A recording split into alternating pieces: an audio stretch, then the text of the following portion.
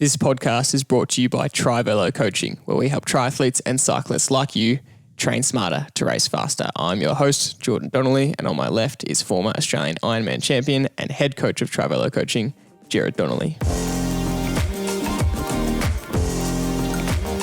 Big episode today. We've got lots to discuss, as always, with the world of sports, the sports we love, cycling, triathlon, and athletics, just to name a few. But more importantly, the topic of today, we're looking at the question, are junk miles worth it? We all, as athletes, want to get that extra edge. And if athletes have any time, we often see them sneaking in some extra kilometres on the bike or running some extra kilometres when they can, or even swimming some extra kilometres. But are those extra Ks actually doing anything, or are they just junk miles that aren't serving any purpose? We'll look at that question later in the episode. But first, Dad, our normal starting segment, what are you grateful for?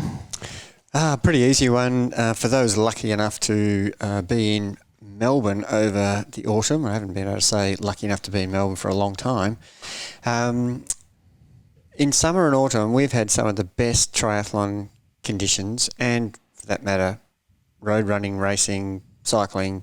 The weather has just been incredibly good for enjoying your sport in some really easy conditions. So I'm really grateful for the fact that I know there's been other horrible conditions in other states with floods, but we've just been so fortunate to have the best conditions, and it just makes for a much more enjoyable day experience all round when you're just not freezing cold or getting blown around by the wind. And my gratitude's basically thank God for some... look, over the years, I've never seen weather continuously turn up every time we race that's perfect like this. It's unheard of. Mm-hmm. Good gratitude. And like you said, when you see the horrific floods in the northern eastern coast of some of the states of Australia, then it makes us grateful for what we have down here. My gratitude is I went and saw Harry Potter and the Cursed Child yesterday, the big play. It's in Melbourne. It's been running for a couple of years. And before COVID hit, I was planning on buying tickets, and then COVID hit and haven't been able to go for a couple of years, and then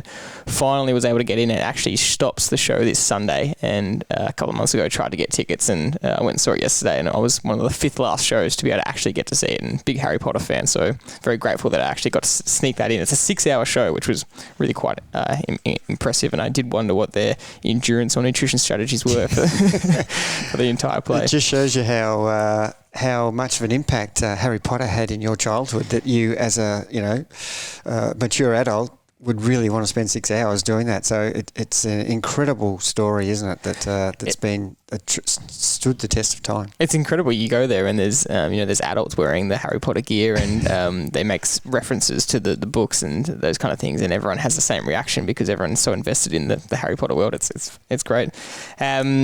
It's funny, I actually put a photo of it on Instagram as well, and the responses I got were people I didn't expect to be Harry Potter fans, so it's good. Moving on to our next segment, what has caught our attention around the world of the sports that we love? And there's a few to mention here, so we're going to get through some of the news that we've been paying attention to. And we had a chat on Sunday because it was Melbourne Half Ironman, about how every time you see a 70.3, when you're actually there at the event, it just reminds you how brutal an event it is. And a half Ironman is nothing to shirk at. And I think they need to change the name. I think everyone needs to stop calling it a half Ironman and call it a 70.3 event, or a 4 to 6 hour endurance event or something like that, because you need to be reminded that it's, when you say the term half Ironman, it implies that it's not as hard, and everyone, shirk it off. Like, I'm doing a half Ironman, it doesn't sound that impressive, but it is a brutal endurance event, and the pain that you see in the runners in that last 10 kilometres after suffering all day. And because you can, if you're well trained, push a little bit harder in the event, it's just so much more grueling by the time you get to the back end. So we were just reminded of that on Sunday. The intensity of a half Ironman is almost at a level of Olympic distance now. People can actually race it, whereas the objective of an Ironman was to survive and get to the finish, because it's just the epic endurance triathlon event.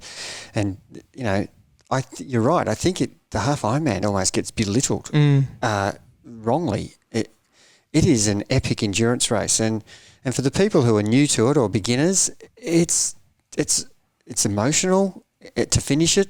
You've achieved an incredibly. Some people are out there for 7 or 8 hours, and for some of the pros in the Ironman, that's their time as well. So it's a huge commitment. And some of the guys who we interviewed afterwards, who did 4 hours or 4:20, that night they were barely able to walk up and down stairs. You hear that about a lot of marathon runners who've done marathons, and the next 2 days the DOMs are incredible. They can barely function properly. Well, the half Ironman, the 70.3 is that because you've got the intensity. You don't have that in the Ironman. You have the endurance factor, but in this you've got endurance. Plus, you're really pushing yourself right to on the edge of. I'm not saying you're not doing that in the Ironman either, but it's different. It's a higher intensity, so you are really pushing your limits right to You can still walk in a half Ironman marathon just as easily as you can walk in a marathon. So I think definitely it needs the respect that I don't know if people give it when they enter it. Oh, it's just a half Ironman, and they say that word every time. I'm just doing the half Ironman. No, you're not. Yeah, exactly. You're doing a full-on 70.3 endurance event that will have you crippled for about 2 or 3 days, depending on your level of fitness. Yeah. So I agree with you. Yeah, and the announcer did a good job actually, who stands there at the finish line and they read out everyone's names as they're coming across the line.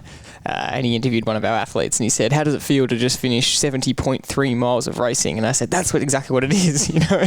He's really building it up. He's not saying how did it finish to finish half an Ironman. Yeah, spot on. And we also spoke about the fact that it makes me just think about an Ironman and go, this is extreme. Just the concept of an Ironman is just absurd. And we spoke to a few people who were doing the relay on the day, because they have a lot of relay teams now competing in the half Ironmans, which is awesome. And often there's people who are coming in who aren't actually triathletes. It's a swimmer swimming as part of the relay team, or a bike rider, or a runner. And one of the runners was saying to me, "Geez, this is a brutal event." And they're kind of going, "So how far is an actual Ironman?" And then explaining it to them, and they're just going far out. When you see it in person, the Ironman seems so extreme. That's because it is. It's just ridiculously extreme. And a lot of the bike riders were saying, "Oh, imagine having to run after what I just did on the bike. I can hardly walk. I push myself that far." And these guys have to front up for a half marathon.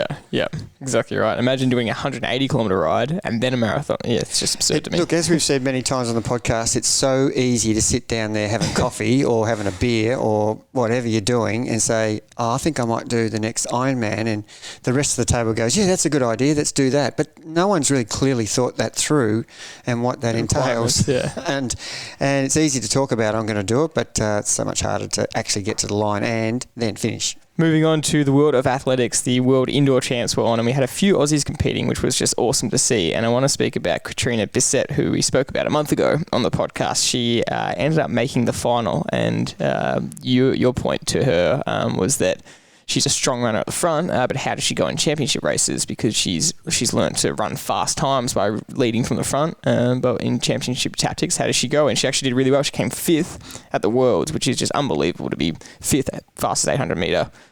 Indoor runner in the world. Exactly right. And watching that final race, going out hard was actually really great for her, because indoor's so tight, it's only 6 lanes wide.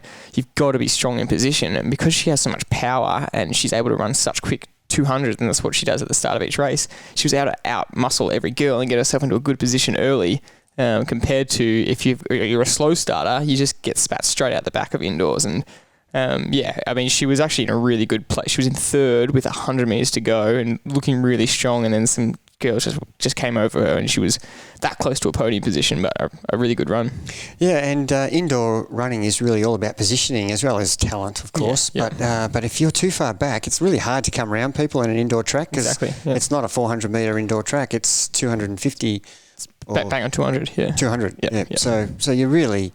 it's banked, for those who don't know. It's got a bank on the two. It's like a velodrome almost. And your positioning can make or break. You can be the best runner and be at the back, and you can't get to the finish line in front because it's too difficult to get round people. We had 2 Aussies come 5th and 1 7th, and this is at the world stage again. I just want to reiterate, which is unreal to see such strong track runners for Australian athletics coming through. I just wanted to make the point that Australian athletics seems like it's continuing to be on the way up. Peter Ball coming 4th at Tokyo Olympics, many good stories.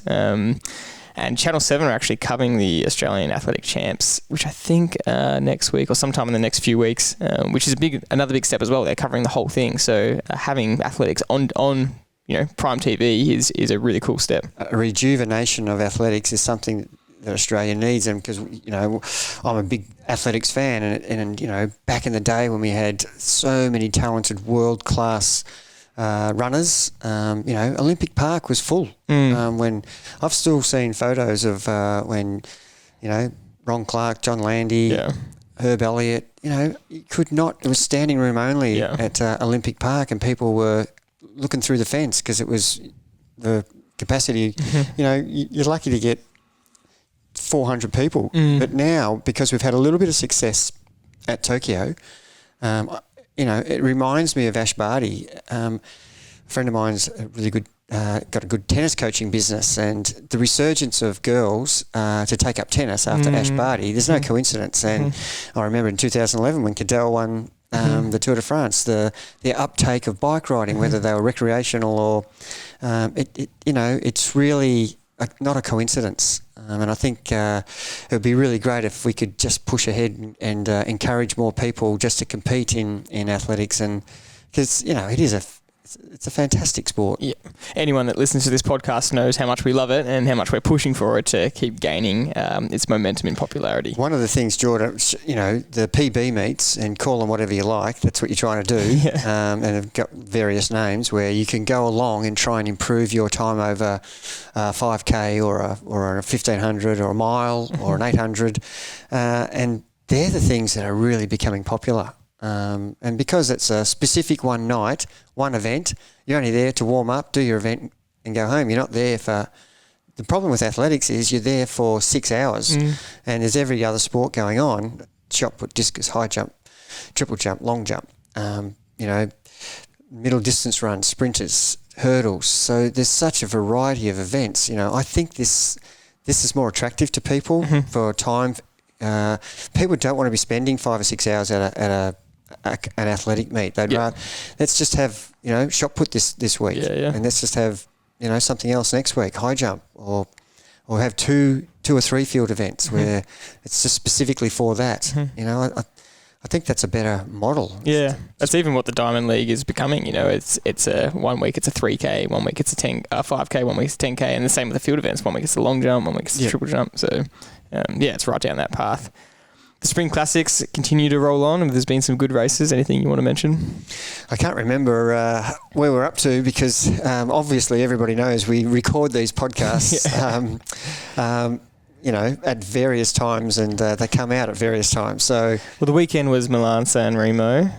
Yes, and Paris-Nice is finished, and the Tour of the Torino Adriatica is finished, and now the Tour of Catalonia is starting, I think.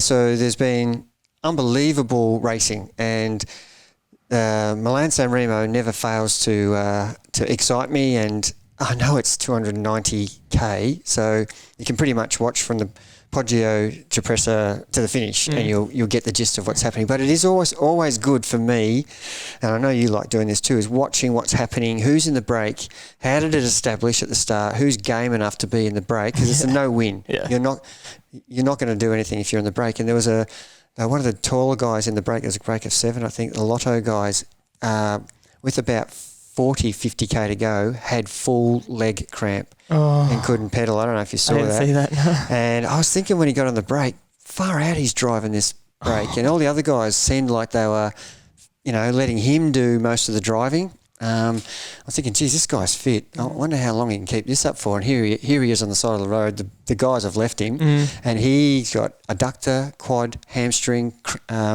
calf, foot. And he was in agony. He was just in agony. So it's a great race to watch from that point of view. And what are the tactics of the teams when they get organised, and who are they backing? Because when you see teams really going all out to get to the front, because when you turn up the Poggio, you need to be at the front. If you're 50th, you're pretty much done for the day. So, there's only so many people can get to the front. So you get a good idea of who's in form according to which teams are actually trying to get to the front of the race and pushing other teams out of the way. And so it's always intriguing to me who's in the form. And there was a whole lot of people pulling out of Milan-San Remo for COVID illness-related issues. And so it looked like a weaker field, but when you actually narrowed it down, it wasn't. Yeah. It wasn't a weaker field. There was just five less good guys in there. So it was a great opportunity for someone to sneak a victory in one of the classic 5 monuments. And he who favours the brave, he who dares wins, all those sayings. And a guy broke away on a downhill again for the second year in a row and stayed away, which I said, this can't happen again. And it did. He was using all the road. I don't know if you saw. He nearly crashed 5 times. But he stayed away, and the hesitation of the bunch, who has got Van der Poel, Van Aert, Matthews, Pogačar. He was willing to crash to win, basically. Yes. And I just was so rapt for him that he stayed away. I was a bit annoyed that the guys are willing to lose rather than let someone else win, because that's actually what you're saying. Yeah. If I'm not going to be willing in the last 3K to roll a turn, I'm willing not to win. I'm sacrificing not to winning so that I don't give someone else a chance to winning. And if you're fit enough, you should. But obviously, I'm not saying sit on the front for the 3K to bridge the gap. I'm not saying that at all. Yeah. I'm saying, show your balls almost by doing a turn for 10 seconds and then flicking your elbow, and that's exactly what Wout van Aert did. And I sort of rewound this a few times. And the guys behind swung up when he swung off, and I was really annoyed. And then I went, I hope none of you guys win. Exactly. And I cheered for the breakaway. Yeah, and because the underlying belief there is that if I do a turn, I can't win because I'm not going to be strong enough in the sprint. Is that right? Yeah, that's what I'm trying to say just then. You're not backing yourself, your ability. If I do a 10-second turn, I've just sacrificed my race. Well, you should back yourself and show the other guys, oh, he's willing to do it. Maybe I'll do a 2-second, 3-second, just roll over. Give everybody a chance. They're all so fit. Surely they have the leg strength to be able to do a turn and recover enough to be able to sprint after. It's not... It is 293K, don't forget that.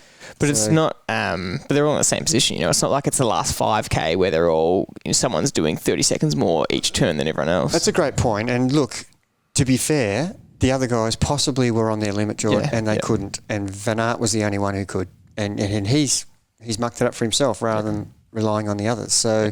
So generally, if they can't do it, it's not totally all tactics. Yeah. It's because they actually can't do it. Yeah. I would love to know when it is tactics and when it's not, and be able to see that or just hear that from the actual rider. Know when it is tactics when the guy actually wins. Yeah, when they out-sprint you. And a notable mention to Michael Matthews. Yeah, it's funny how we talked about this in the previous podcast about him training seemingly, with some better people, and proof's in the pudding. He could have won Milan-San Remo. He was right there. He came 4th. That was an outstanding performance, and I thought tactically he should have followed Van Aert and done a turn, but he could have been on his knees. Yeah. We don't know. Yeah. But sure enough, he comes out and wins the next race. He's in, which he hasn't won a race for a long time. So whatever he's been doing with the POG is certainly paying dividends. And then he led out Groves the next day for a double victory for Green Edge 2 days in a row. So fantastic. Well done. Hopefully just training is what they've been doing. Let's move on to the main topic of today. Are junk miles worth it? And what do we mean by junk miles? We mean getting in low level, and I'm going to say zone 1 kilometers in the legs here. So, because I want to make that distinct difference. So there's basically a 3-zone type model or a 5-zone type model you can talk about. The 3-zone type is up to the first basically threshold, and then up to the next zone 2 up to the next threshold is basically FTP, and then above that is to your VO2 max. The 5-zone threshold is zone 1 and 2 is easy, zone 3 and 4 starts to get into tempo threshold, sweet spot, and then zone 5 and 6 is VO2 max and above. We have to say that because there is a clear difference between doing let's say we're using the 5-6 zone model, doing zone 1 miles and zone 2 miles, or if we're using the 3 zone model, doing the low end of zone 1 or the high end of zone 1 up to that first threshold. So there's a few factors to think about here, and we with all these topics, we have our own thoughts. We like to look at studies to see what they're saying. There's always different opinions out there, and the first thing I want to start with is that we want to dispel the myth that more is not always better.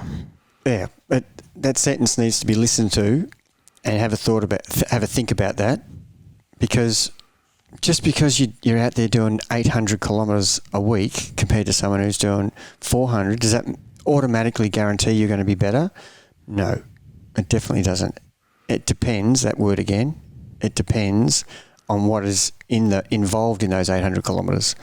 If you happen to be in a 2-week tour, those 800 kilometres are unbelievably valuable for the next 6 weeks of training. And if those are in just a touring holiday,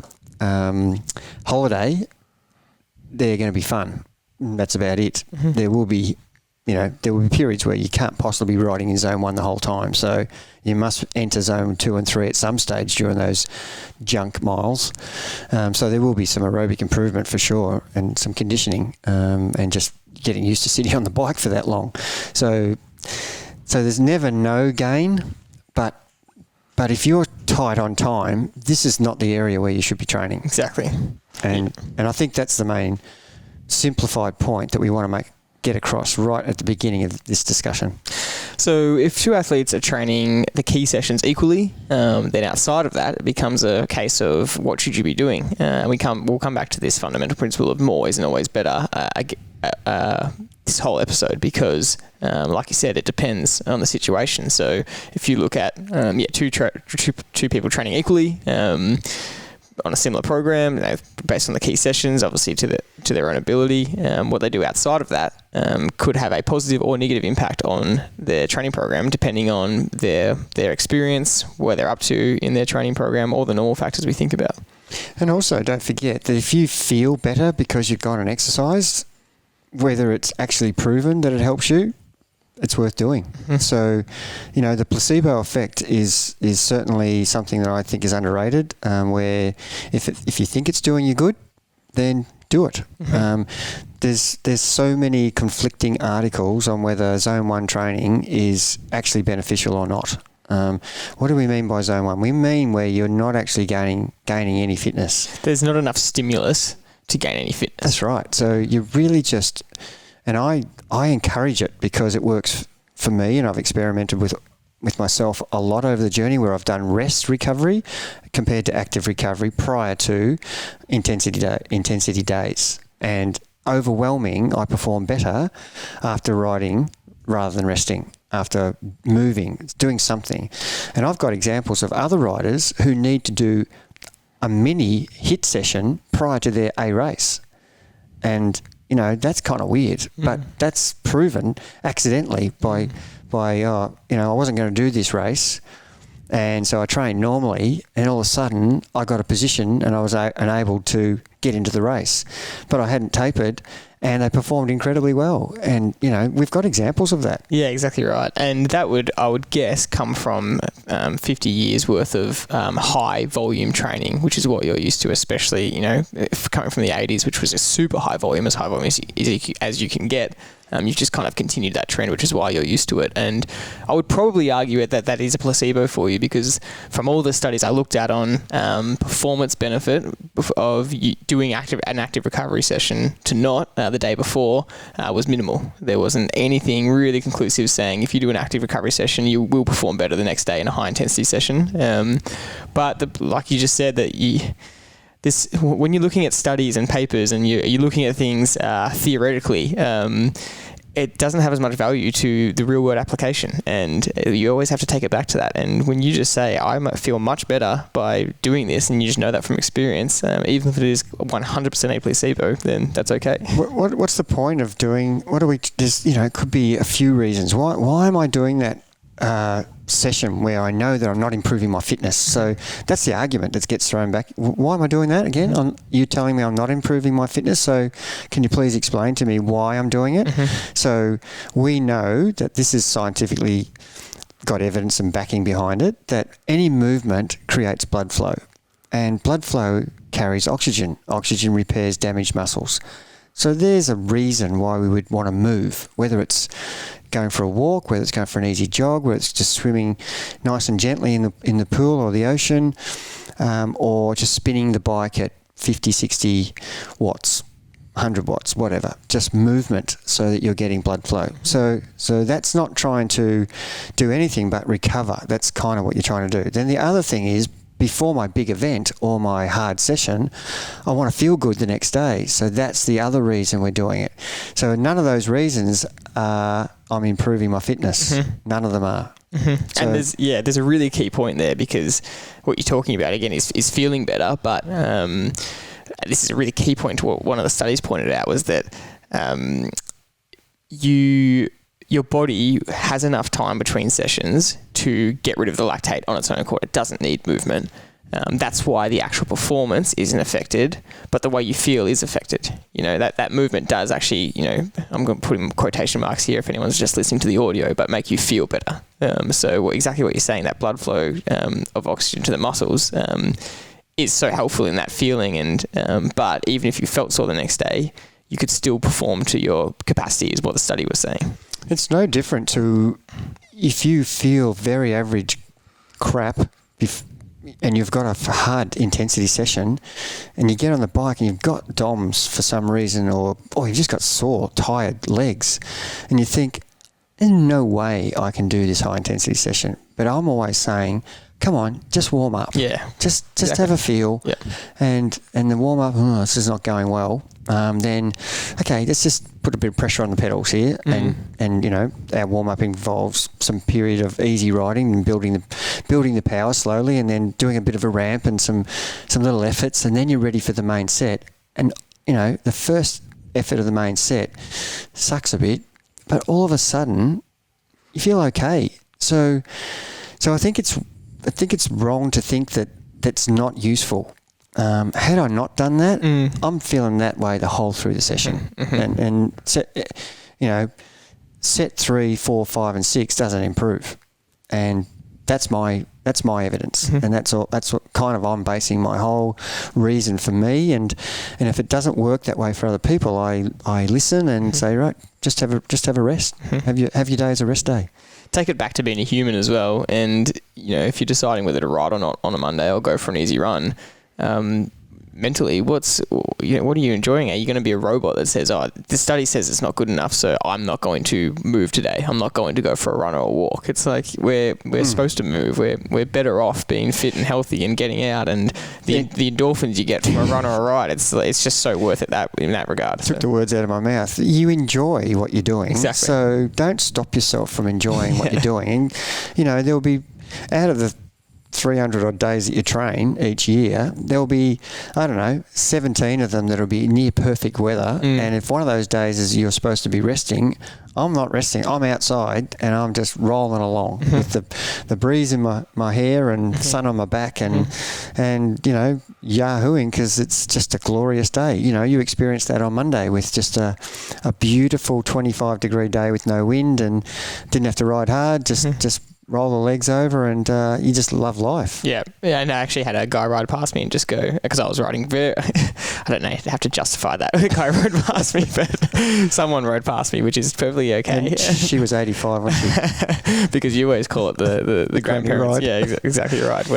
But he rode past me and said, what a fucking unbelievable day. And I was just ticking along his own mind going, yeah, this is great. But yeah, just to clarify, for this purpose of this episode, as we're talking, we talk in the 5-zone model. So when we say zone 1, it is really, really low intensity, and zone 2 is still before that first threshold point. But zone 2 is still easy. But to clarify, we would say zone 2 mileage, any extra zone 2 stuff you can get in, is giving you some sort of fitness gain. It's gold. I just can't emphasize how valuable riding there is. And if you're going to use that 90-10 or 80-20 model, polarized, you need to be spending a hell of a lot of time in zone 2. So, the scary part is creeping into zone 3. You've got to be pretty strict, and so you've got to select your courses a little bit so that you're not actually mixing the session. Because if you want to perform on the days where it really counts, then creeping into the other zones is a no-no, and you're just trying to control the day sort of thing, and you could do it for as long as you like. And I'm often saying to people, if you want to do extra, keep the main set even on your hard days the same. Don't change the time, whether it's 15 minutes or 20 of the main set, but change the warm up and the cool down to be, instead of 5 minutes because you're under stress because you've only got 45 minutes to do the session, now you've got 2 hours. Great, do an hour's zone 2 at the start, do your main set 18 or 20 minutes properly, then go back to the cool down zone 2 and spend another half hour in zone 2. You just watch your fitness go through the roof doing that. That is that's the area that, if you've got time, that you can make big inroads into your aerobic fitness gains, and you'll fast track your program, which seems really odd, doesn't it? By training really easy, I'm fast tracking my program, not by training extra in the main set. And I want to make that clear. I'm not asking you to do any extra. You need to stay between that, whatever your coach is doing, 15 to 30 minutes. That's the area you don't change that. But you add more zone 2 everywhere you can. Let's talk about then, based on that, the overall goal of the training week, and thinking about training volume as a whole, because based on what you're saying, we've given some sort of reasons why you could do zone 1 stuff, even if it's termed junk mileage, and then there's also reasons why you shouldn't, because the studies show it's not giving you massive fitness gain, and we will talk more about that. But you've just established that zone 2 is the goal type of training, so people hearing that just go, right, I'm doing as much zone 2 training as possible, but that is not the correct thing to do straight away. The goal of a training program is 1, progressive overload, and 2, you need to go to your level. So you can't just start adding in hours and hours of zone 2 training, because the rest of your week will be affected, undoubtedly. The adaptation, that's the key. The load you're putting on your body, it can't go from 0 to hero. We've said that many times. The podcast told me that I can do as many zone 2 kilometres as I want. Yes, I did say that, but you have to actually progress from adding 10 minutes warm up, 10 minutes cool down, not going straight to 45 warm up, 45 cool down, because you will be exhausted in 2 days' time, and that's when you're meant to be riding your high intensity session, or if that is your high intensity session, you'll take a long time to recover from that. So that's the key thing, letting your body adapt to the load, and not getting the load ahead of yourself, which will sabotage your whole program. It could be deceiving as well, because zone 2 is easy, it feels easy at the time, and you might do a zone 2 session on a Monday, whether it's an extra swim, ride or run, and then you do your hard training Tuesday, and then you do zone 2 again Wednesday, hard Thursday, zone 2 again Friday, but you're not used to this, and then after the first week you're a little bit tired, but you're not too bad, but then by the end of week 2 there is no way you're going to be able to train properly, because you've just done way too much for what you're used to if you're going from nothing to that. Well, I'm assuming people think that I just meant 2 days later. One day you'll be tired later, and Gerard said I might be tired. Well, I'm not feeling tired at all. But what you just said is the big picture. What effect does it have in 2 weeks' time, 3 weeks' time? And you've forgotten about what you did. Started too hard. Too much volume. Not too hard. Too much volume at that. So it might take 3 or 4 weeks before you're in a hole, but you don't actually know why. But it's because you built the load too quickly. And that is so important that you understand that you can only go as quick as your body can cope. And even when I've had a full-on season and I'm going into a little bit of an off season, if you want to call it that, and then I start to maybe my Wednesday rides, used to be able to do, before my, whilst I was in the season, I could, comfortably knock out 3 to 4 hours on a Wednesday at zone 2. and carry on the day and function really well and not be exhausted. Have that break of 3 or 4 weeks of not doing those Wednesday rides. And if I went straight back to 3 to 3.5 hours, I'd be lying down. I'd be exhausted. I can't cope with the load. Yep. And that's an example of someone who's actually been doing it for a long time. Yep. So I know that's what happens. And so I'm very careful on when I return to that program that I set myself, that I am really careful with that it's maybe a 2 hour and the intensity is quite down. And I build into that over 6 to 8 weeks. And by, week 15 or week 20, I'm at 3.5 hours, at the top of zone 2, pushing it hard. So yeah, there are great examples of, that's not what we're saying. It's just, open slather zone 2 as much as you like. Yep. Yeah. But when you get to a point you can cope with it, and you just keep adding. So you just keep putting money in the bank. You put fitness into your body, it will cope with any load. Yeah. And all of a sudden you could be riding 30 hours a week. Yeah. Is there any point to that? If you didn't have a job and you want to really become a really good bike rider, obviously more is going to be better, but it's not often more is better. Yeah, it's not every time anyway.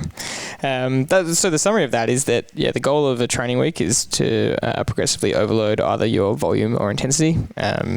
You just have to make sure that an increase in volume doesn't impact your ability to hit the intensity of sessions of the week. So the two things you've mentioned, volume and intensity, that's what our goal is. But you watch, if you increase the volume or the intensity or both, guess what the third factor that goes together is? Consistency.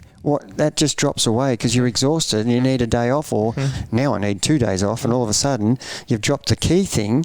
Without consistency, those other two things are useless. It doesn't matter what program you're on, if you can't maintain the program consistently day in, day out, unless you're sick or injured. But don't worry about the volume and intensity. If you're only training twice a week instead of 4 times a week, you really have to actually train hard because you're missing so much. Absolutely. And for people that ask the question and they say, okay, so you're establishing that the Zone 1 junk miles aren't giving you a fitness benefit, but there's other benefits. Zone 2 is the golden ones. The high intensity sessions are the biggest bang for your buck. Why don't we just do more of those? And it just has to be said that there is a maximum amount of those you can do per week, and that is just clear evidence shows that any more than 2 up to 3 max, and I don't know many people that do 3 hard high intensity interval sessions in a week, any more than that, it's just not beneficial, and it just leads highly to risk of overtraining and inconsistent. So you will be able to do it for sure. 4 sessions of high intensity, but eventually you'll be fatigue level, the load will be so great on you that you'll have to miss some sessions because you physically are too tired.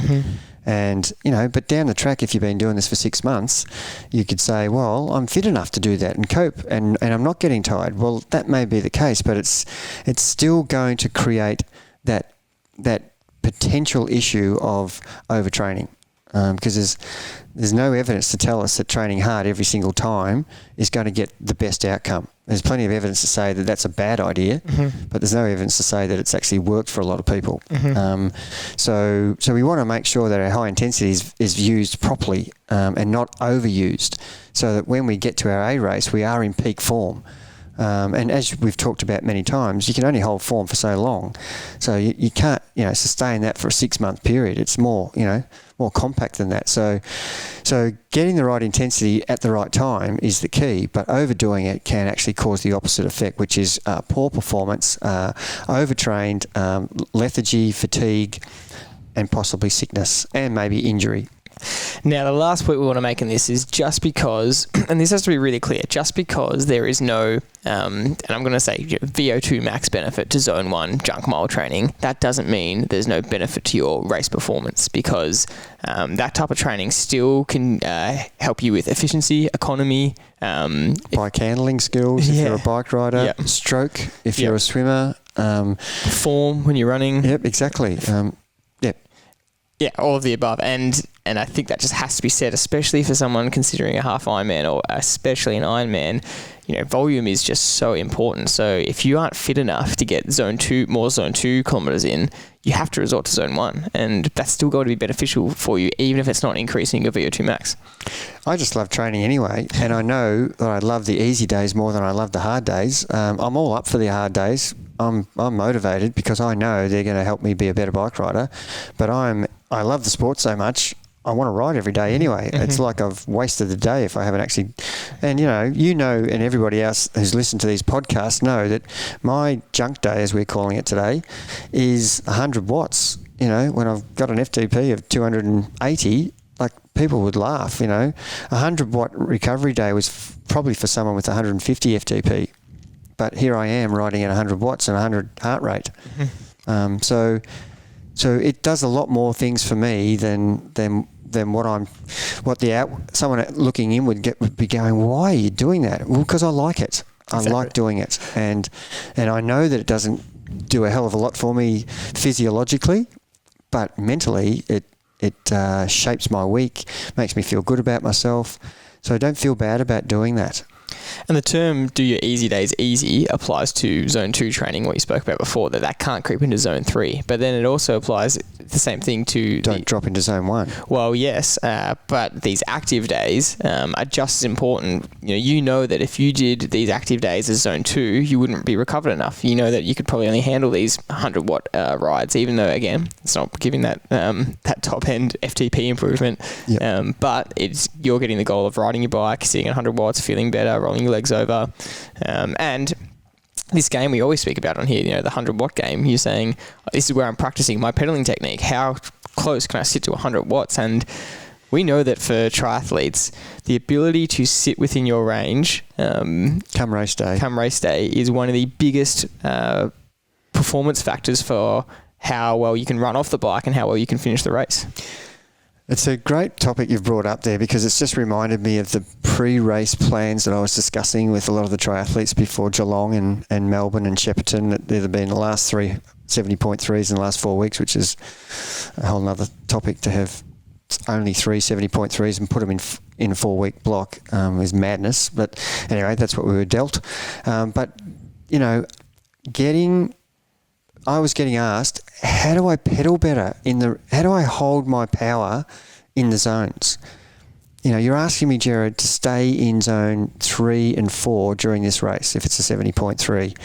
You're asking me to hold the power between 150 and 170 watts. And I'm creeping into 190 and I'm creeping to 120 or 80. And I'm saying, get out of those other zones. Get out of zone 1 and 2. I don't want to see any time in zone 1 and 2. And I'm showing people graphs of 15 minutes in zone 1, where you should have 30 seconds going around the turn. If you have 4 turns, that's 2 minutes maximum in zone 1. And they've got 25 minutes in zone 2. Why are you spending so much time outside of your zone? Because you're not pedaling properly on the hard bits. You're pedaling way too hard, so you're getting gassed, and then you need to recover. And how do you need to recover? You have to drop your power out of the zone you're supposed to be riding in. Yep. And so these recovery days we talk about, the granny pedaling days, they're the days you practice pressure on the pedals at a low cadence, a low wattage. And if you can hold, say you pick 120 watts as your power number 4, the easy day, you want to practice pulling up and pushing down between 115 watts and 125 watts. That's one of the key outcomes of this session. That can I hold the power and not see anything under 115 when I look at the session afterwards? How much time do I spend under 115 if I don't include the warm up or the cool down? And that should be your goal. And practice keeping the pressure on the pedals consistently. How much time do I spend over 125? None? Great. I have absolutely nailed this. And then you can transfer that thought process and that execution, because you've done it so many times, week in, week out, whether it's a recovery session, whether it's a zone 2 session, or whether it's a threshold session, you are practicing getting out of the wrong zones and staying in the right zones. So come race day, the correlation, and I've shown this to many of our Trivello athletes, the guys who can ride a 2:02 for 90k and the guys who can ride a 3 hours for 90k, the graphs look completely different. And if I didn't show you the winning time, the finishing time of those two graphs, and I showed you the two graphs, tell me which rider went fast, you'd pick the one with more time in zone 6, 7, 5, and it doesn't matter about 1 and 2. They've got plenty in there as well. They've got even spaced graph across the whole, every one of the 6 zones. Whereas the guy with the other zone, he's got nothing in zone 1 and 2, nothing in zone 6 and 7. He's got everything in zone 3 and 4, depending on the event or distance or his ability to ride in zone 4, 5 or 6. And the graph looks completely different. And that is a game changer. That's what you're trying to do in these, as we call them, Mickey Mouse bullshit recovery rides. Practice it there. Practice keeping pressure on the pedals. How do you do that? You pull up and push down the whole time. That's what you're trying to achieve. So when you come to want to ride, not at 115 to 125, on race day, my goal might be 200 to 220. I'm not dropping under 200 for any reason. I'm not going over 220 for any reason, except if it's, a really steep hill, I might add another 5 or 10 watts. But if it means I drop into zone 2, I've ridden the hill too hard. And you will ride faster on race day. And we have proven it. It was 100%. The people who improved that all got faster times from 1 year at the same event. And, we're picking Geelong to Geelong to Geelong. Faster rides, Melbourne to Melbourne to Melbourne. Not Geelong and Melbourne. They're completely different rides. But people are improving because they're spending more time understanding how to pedal properly, keep pressure on the pedals. And there's almost no one that couldn't benefit from this. And that's why this can be such a valuable thing to do. And it's also why you do these sessions, these active recovery sessions, and we'll stop calling them junk miles. I mean, that's the gold question out there. Is it's a golden term. Junk miles, it's a real popular term, but like you said before, we don't like calling it that. We should be calling it the most valuable pedaling technique action you can possibly do. Yeah, exactly. But you do that on the rollers for the reason of, you've got your power balance sitting there as well to make sure your left and right's even, and just being on the rollers keeps you as even as possible and teaches you to pedal properly. But it also stimulates my core because I'm having to balance, whereas sitting on the kicker, I'm just being balanced. So I'm, all these little percent of things, they're what's keeping me tuned. And this is the last point, exactly what you just said then, that I wanted to bring up about this topic, and that's if you don't want to do this session, if you choose not to and say, well, okay, knowing all this, where else could I put my time? And that goes straight into, okay, maybe I do a strength session instead, or maybe I do form practice. I just go to the pool and just do swim drills and really slow swim drills, trying to work on my form or work on my gait as a runner. Yep, and stretching, go and get a massage during that time instead of training. There's so many alternative things that you can do rather than just sitting and I'm not training today. Going for a walk with the dog. Yeah, exactly right. And the last one is potentially meal prepping your nutrition for the week. That's a big one that people often fall behind in. And it's like, okay, if I'm not going to do an easy zone 1 ride for an hour, maybe I'll get my food organised for the week, and so I have good lunches to eat each day, or good meals prepped, so I'm not eating something I don't want to be eating. Yeah, and it's probably more valuable to get your nutrition plan, go to the shop, get it all sorted for the week, and that's just as good as doing a recovery ride because you're walking around. And you're doing something that's actually going to contribute to your functionality of the week being much more improved. It's a good discussion, plenty to think about. And again, this is for people that are looking for those, that have that extra time, they're looking for something extra. And for a lot of athletes, a lot of age groupers, that's not the case. They can't fit these extra time in, and that's fine. You've got the key sessions to do and you've got to nail them. 100%. And at the end of the day, you can only do what the time available you have, and you have to be very much prioritising. These are things that if you have the time to do, that you would want to include, and don't be lazy about it. These are the things you should be doing. But if time is poor, you concentrate on doing the sessions that are going to be more valuable to your improvement. That's it for this episode. Thank you very much for listening, and we'll see you next time.